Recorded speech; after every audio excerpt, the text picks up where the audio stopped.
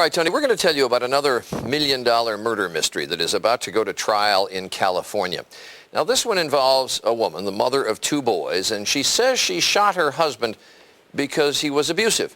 But it's after she was arrested that the case starts to get interesting, and ABC News senior legal correspondent Cynthia McFadden here with the story. Good morning, Charlie. That's right. This case has it all. Charges of domestic abuse, self-defense, and a 7-figure bond posted by the most unlikely person of all. Up in the peaceful hills of one of San Luis Obispo's wealthier neighborhoods sits the million-dollar home of what appeared to be a happy, loving couple and their 2 teenagers. But their lives were shattered on February 27th, when, after their sons left for school, their father, Richard Montanaro, was murdered by his wife. According to the court papers, she shot him 5 times, hit him 4. He said, oh my gosh, you killed me. And then she ended up calling police. Police arrived to the scene, saw her curled up in a fetal position, crying hysterically. They asked her what had happened. She said, I killed my husband.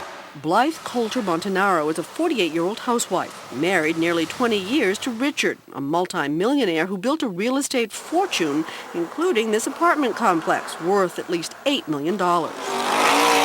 His passion for racing cars was fueled back in college in San Luis Obispo, where he go-karted and designed high-mileage vehicles.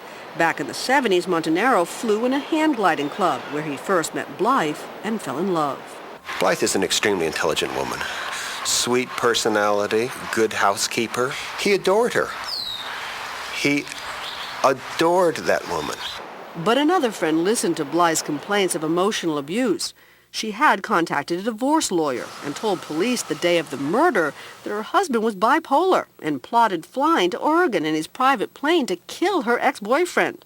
Good Morning America obtained this recording of Montanaro's call to the FAA, asking about flying conditions to Oregon. Any idea about tomorrow? Oh, should be better. Okay. Yeah, I think tomorrow will be a better day. Okay. That's good to know. Police records reveal that inside their home, Montanaro ordered his wife to load a gun that he'd used to kill her ex-boyfriend. She told police she was frightened and desperate to stop her husband, so she shot him. This should not have happened. She could have gone to help, gotten away, moved, made phone calls. After her arrest, she was bailed out of this cell on $2 million bond by her late husband's mother, who used the equity of an apartment complex she owns worth $14 million. The only thing she would say is, we're behind Blythe 100%. Her late husband's siblings won't say why they stand by the woman who killed their 48-year-old brother. Longtime friends wonder what happened to the marriage in the hillside house that Richard built, and they worry about the future of the Montanaro boys if their mom ends up going to jail. I would like his sons to remember their father as a wonderful man. If he didn't come across as the type of person that would hurt anybody, nor does Blythe portray herself as anybody that would hurt anybody. She just seems to be just a good mom and a good wife. All right, Cynthia, a couple of things. I don't know if what she's alleging about this relationship would rise to the level of domestic abuse. But can domestic abuse, if you can prove that, does domestic abuse, is it a legitimate defense in California for homicide? In California, you can use evidence of spousal battery, domestic abuse, if it's physical. But Charlie, in this case, unless there's more we don't know, right. The abuse was emotional, and that has not been successfully used as a defense in California. All right, and then you said there's 2 boys There are. in this case. So, needless to say, if she's put in prison, then they don't have either parent. I suppose you can use that in some way to try to win sympathy from a jury. Well, but Charlie, probably not. The jury probably won't know about the 2 kids, at least not directly. One of them, as you know, is also ill with cancer, which has been reported in the local papers.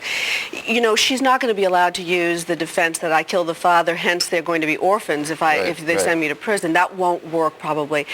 But as in so many of these kinds of cases, it's the kids who suffer the most. This is going to go to trial, I suspect, and I suspect that unless there's more we don't know, it's going to be hard to find a defense that's going to be successful. I think the next court hearing is early in May or May something. 3rd. She has to appear. All right.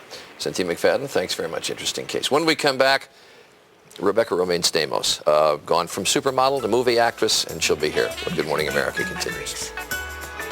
good ones.